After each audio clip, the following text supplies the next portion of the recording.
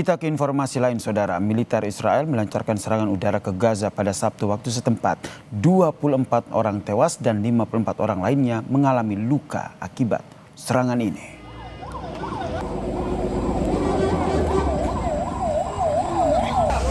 Pejabat kesehatan di Gaza melaporkan 24 orang tewas dan 54 lainnya terluka, termasuk anak-anak, saudara.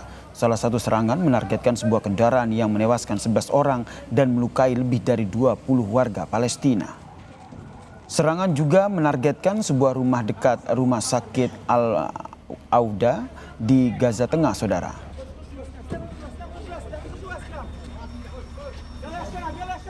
الهدنة وقف اطلاق النار كامل خلاص انت من شقه وانا من شقه بس وبنتفاوض على ايش المراحل اللي بدنا اياها اما مش هيك تيجي تخبط وانا اخبط بنفعش هذا مش حياه يشوفونا هذا مش حياه لا احنا عارفين نعيش ولا هم عارفين يعيشوا معناتها كل واحد يلتزم.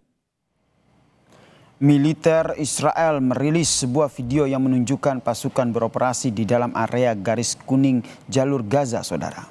Serta sebuah peluncur berisi roket yang siap ditembakkan. Militer Israel mengatakan peluncur roket ini diarahkan ke wilayah mereka. Persenjataan yang ditemukan Israel adalah peluncur roket 8 tabung dengan 4 roket. Pernyataan Israel ini diduga untuk merespons otoritas Palestina di Gaza terkait korban tewas akibat serangan Israel selama gencatan senjata. Sementara itu, saudara, Presiden Prabowo Subianto membahas urgensi pembentukan pasukan stabilisasi internasional di Gaza dengan Perdana Menteri Inggris melalui daring dari kediamannya di Hambalang, Bogor, Jawa Barat. Dalam pembahasan mengenai situasi terkini di Gaza ini, saudara, keduanya menekankan pentingnya peran pasukan stabilisasi internasional untuk melindungi warga Gaza dan menjamin akses bantuan kemanusiaan. Tenaga ahli utama KSP Ahmad Fuad Fanani menilai sikap proaktif Presiden Prabowo Subianto saat menawarkan pengiriman pasukan perdamaian ke Gaza menunjukkan independensi Indonesia. Ia meyakini Indonesia tidak akan terjebak dalam pusaran konflik kepentingan Amerika Serikat di tengah upaya meredam konflik di Gaza. Fuad bilang Indonesia sudah punya sejumlah pengalaman dalam mengirimkan pasukan perdamaian sebelumnya. Indonesia punya pengalaman yang mengantisipasi bagaimana hal ini tidak didominasi oleh Barat dan yang juga kita antisipasi secara legal agar itu tidak didominasi kepentingan Barat dan mendapatkan kerumitan baru. Kita itu strukturnya di bawah UN Peacekeeping, jadi bukan komando bilateral.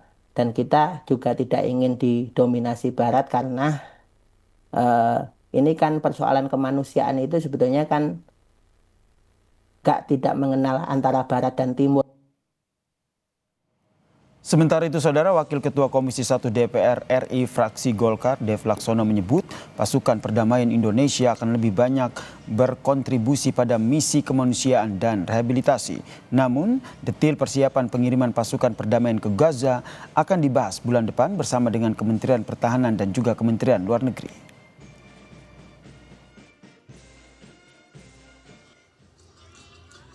Kita memang ada jadwal rapat dengan baik dengan Kementerian Pertahanan dan juga dengan Kementerian Luar Negeri. Sekarang kan kita masih masa sidang sampai dengan tanggal 10 Desember nanti.